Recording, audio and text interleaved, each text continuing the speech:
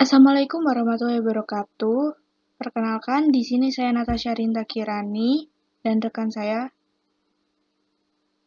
Saya Nabila Koirunisa, absen 10. Saya Viva Waibertika, absen 31. Saya Aneta Florencia Marina, absen 29. Di sini kita akan mempresentasikan hasil diskusi kami, yaitu konsep biokatalisa dan kinetika enzim, reaksi enzimatis di dalam mikrobiota dan makrobiota perairan.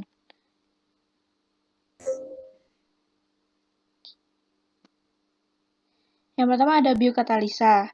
Proses yang melibatkan enzim sebagai biokatalisator untuk mempercepat reaksi kimia dalam organisme hidup. Biokatalisa mengacu pada proses di mana enzim sebagai biokatalisator mempercepat reaksi kimia dalam sel hidup.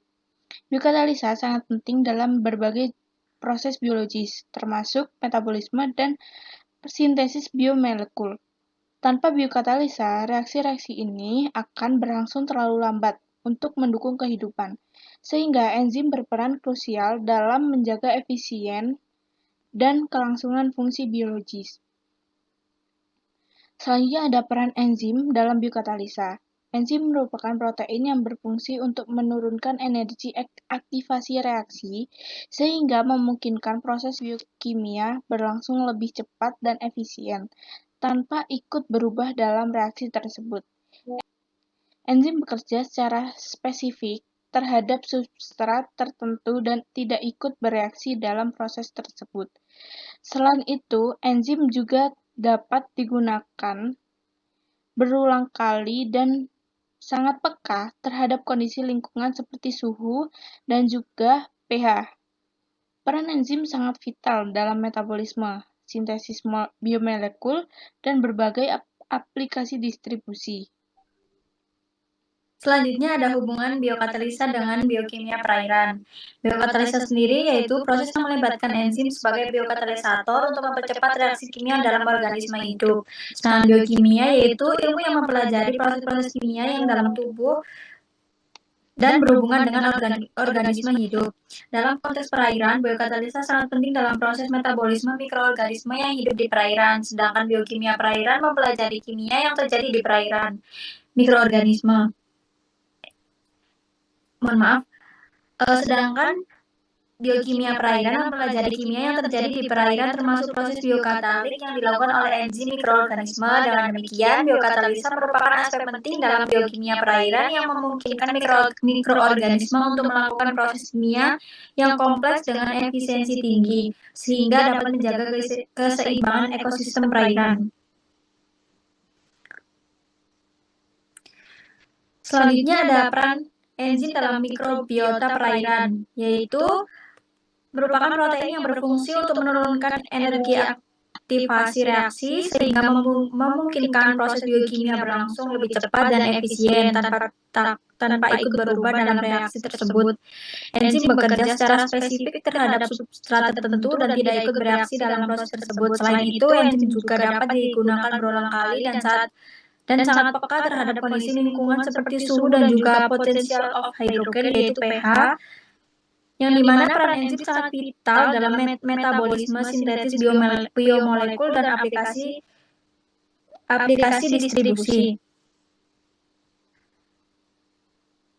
Selanjutnya ada proses enzimatis pada mikrobiota. Yang pertama yaitu produksi enzim, di mana mikroorganisme menghasilkan enzim khusus untuk memecah bahan makanan atau zat tertentu seperti karbohidrat, protein, atau lemak. Selanjutnya ada pemecahan zat, yaitu enzim bekerja dengan memecah molekul besar menjadi molekul yang lebih kecil, misalnya enzim amilase, enzim protease, dan enzim lipase. Selanjutnya ada penyerapan dan pemanfaatan, di mana bahan yang dipecah menjadi bentuk sederhana itu, yaitu mikroorganisme menyerapnya dan menggunakannya untuk energi dan pertumbuhan. Selanjutnya yang terakhir ada pemecahan zat. Proses ini juga penting untuk mendaur ulang nutrisi dalam ekosistem, membantu siklus seperti karbon dan nitrogen. Misalnya, beberapa bakteri membantu mengubah nitrogen di udara menjadi bentuk yang bisa diserap oleh tumbuhan.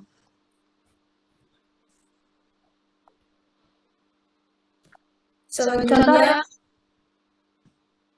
Ada contoh reaksi enzimatis dalam mikrobiota perairan. Penguraian bahan organik oleh enzim yang dibuat oleh bakteri dan fungi adalah contoh reaksi enzimatis yang sering terjadi dalam mikrobiota perairan. Salah satu contohnya adalah bagaimana mikroba menggunakan enzim selulase untuk mengubah selulosa dari sisa tumbuhan mati menjadi gula sederhana seperti glukosa. Siklus karbon melibatkan transformasi bahan organik kompleks menjadi bentuk yang lebih sederhana sehingga organisme lain di ekosistem dapat memanfaatkannya. Next. Peran enzim dalam makrobiota perairan. Enzim merupakan protein yang berfungsi untuk menurunkan energi aktivasi reaksi sehingga memungkinkan proses biokimia berlangsung lebih cepat dan efisien tanpa ikut berubah dalam reaksi tersebut. Enzim ini bekerja secara spesifik terhadap substrat tertentu dan tidak ikut bereaksi dalam proses tersebut. Selain itu, enzim juga dapat digunakan berulang kali dan sangat peka terhadap kondisi lingkungan seperti suhu dan juga pH. Peran enzim sangat vital dalam metabolisme, sintetis biomolekul, dan berbagai aplikasi distribusi. Next. Reaksi enzimatis pada makrobiota. Enzim adalah protein yang bertindak sebagai katalis biologis, mempercepat reaksi kimia tanpa ikut terkonsumsi dalam prosesnya. Dalam konteks biokimia, reaksi enzimatis pada makrobiota melibatkan mekanisme pengikatan substrat pada situs aktif enzim melalui model kunci dan gembok atau induced fit. Enzim juga terlibat dalam respirasi seluler, di mana enzim seperti dehidrogenase membantu dalam proses fosforilasi oksidatif untuk menghasilkan energi dalam bentuk ATP. Enzim ini juga berperan dalam mekanisme adaptasi terhadap lingkungan. Next. Interaksi enzim mikrobiota dan makrobiota dalam ekosistem perairan. Mikrobiota menghasilkan enzim yang membantu dalam berbagai proses seperti penguraian bahan organik, daur ulang nutrisi, dan detoksifikasi zat-zat beracun di lingkungan perairan. Di sisi lain, makrobiota menyediakan substrat organik bagi mikrobiota melalui sisa metabolisme, ekskresi, dan dekomposisi jaringan. Proses pencernaan makrobiota, yaitu banyak bakteri pencemaran menghasilkan enzim selulase yang memecah selulosa, lalu komponen utama dinding sel tanaman yang biasanya sulit dicerna oleh makrobiota. Lalu mikrobiota menghasilkan enzim seperti protease, lipase, dan amilase yang memecah bahan organik mati menjadi molekul-molekul kecil yang kemudian digunakan oleh makrobiota. Mikrobiota yang hidup di dekat akar tumbuhan air seperti lamun atau mangrove memfasilitasi penyerapan nutrisi bagi tumbuhan tersebut melalui aktivitas enzimatis yang memecah molekul-molekul kompleks di dalam sedimen. Next. Selanjutnya ada hubungan kinetika enzim dan proses metabolisme dalam biokimia perairan. Yang pertama ada gradasi substrat. Enzim yang dihasilkan oleh mikrobiota dan makrobiota memungkinkan degradasi senyawa kompleks menjadi molekul yang lebih sederhana, yang kemudian dapat digunakan sebagai sumber energi atau karbon. Yang kedua, sintesis biomolekul. Enzim menkatalisis reaksi sintesis berbagai biomolekul seperti protein, lipid, dan asam nukleat. Yang ketiga, regulasi metabolisme. Enzim memainkan peran penting dalam regulasi metabolisme melalui mekanisme umpan balik dan allosterik. Yang keempat, adaptasi terhadap lingkungan. Mikroorganisme dapat menyesuaikan aktivitas enzimnya untuk beradaptasi dengan perubahan lingkungan. Next. Banyak implikasi kinetika enzim pada ekosistem perairan. Yang pertama ada produksi primer. Fotosintesis, yaitu enzim dalam alga dan tumbuhan air mengkatalisis reaksi fotosintesis menghasilkan biomasa dan oksigen. Perubahan suhu, pH, atau keberadaan polutan dapat mempengaruhi aktivitas enzim fotosintesis, sehingga mempengaruhi produktivitas primer ekosistem. Kemosintesis, yaitu bakteri kemosintetik menggunakan enzim untuk mengoksidasi senyawa anorganik menjadi energi, mendukung kehidupan di daerah afotik. Yang kedua, degradasi bahan organik. Bakteri dan jamur menggunakan enzim untuk mengurangi bahan organik mati menjadi nutrisi yang digunakan oleh organisme lain. Perubahan suhu, pH, atau keberadaan polutan dapat mempengaruhi laju dekomposisi sehingga mempengaruhi siklus nutrisi. Selanjutnya, yang ketiga ada siklus nutrisi. Enzim terlibat dalam berbagai proses biogeokimia seperti nitrifikasi, denitrifikasi, dan mineralisasi fosfor. Perubahan aktivitas enzim ini dapat mengubah ketersediaan nutrisi bagi organisme akuatik. Yang keempat ada bioakumulasi dan biomagnifikasi. Organisme akuatik menggunakan enzim untuk metabolisme polutan. Namun, beberapa polutan dapat menghambat aktivitas enzim, menyebabkan bioakumulasi dan biomagnifikasi dalam rantai makanan. Yang kelima ada adaptasi terhadap perubahan lingkungan. Organisme akuatik dapat beradaptasi terhadap perubahan lingkungan melalui mutasi pada gen yang mengkode enzim, menghasilkan enzim dengan sifat yang berbeda. Next.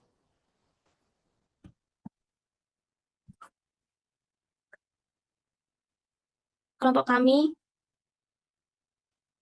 menggunakan studi kasus enzim glioside hydrolase dari mikroba laut. Sumbernya enzim glycoside hydrolase GHS diisolasi dari berbagai bakteri laut seperti dan yang banyak ditemukan di sedimen dan kolam air laut. Karakteristiknya, enzim ini menunjukkan stabilitas tinggi pada kondisi yang salinitas dan tekanan tinggi, serta mampu berfungsi pada rentang suhu rendah hingga sedang, yaitu 4-25 derajat Celcius. GHS ini juga memiliki aktivitas katalitik tinggi dalam memecah polisakarida kompleks seperti kitin, selulosa, dan laminarin menjadi gula sederhana yang dapat dimanfaatkan organisme laut. Selanjutnya, ada aktivitas enzim, termasuk dalam beberapa keluarga GH seperti GH6, alfa 1,3 glukosanase, GH18 kitinase, dan GH5 selulase. Enzim-enzim ini memiliki tinggi terhadap ikatan belva 1,4 atau belva 1,3 pada polisakarida. Adapun peran dalam ekosistem yaitu membantu dekomposisi biomasa laut, yaitu fitoplankton, rumput laut mati, eksoskeleton krustasea, sehingga bisa berkontribusi pada daur ulang karbon dan nitrogen di ekosistem laut, bisa menyediakan sumber nutrisi dan energi bagi mikroorganisme serta makrobiota, dan bisa memfasilitasi keseimbangan siklus biokimia laut.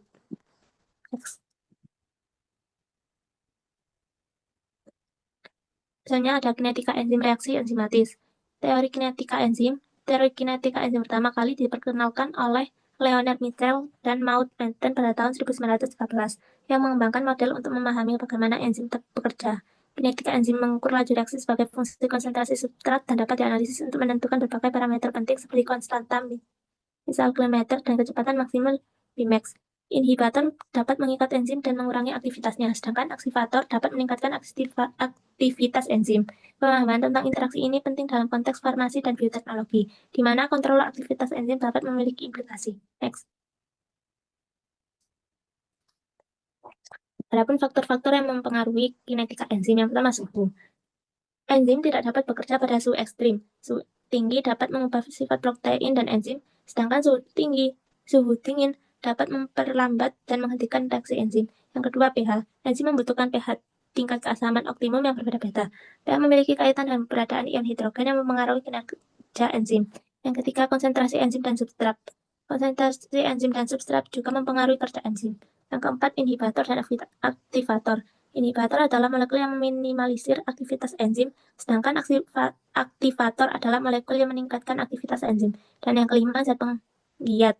Zat penggiat juga dapat mempengaruhi kerja enzim. Next.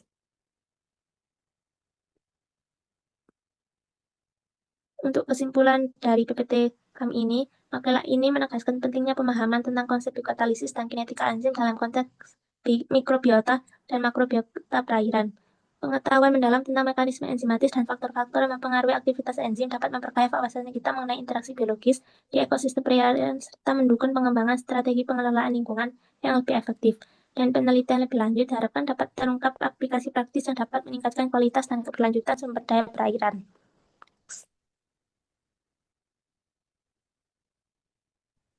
Sekian dari presentasi kita, kurang lebihnya mohon maaf. Wassalamualaikum warahmatullahi wabarakatuh.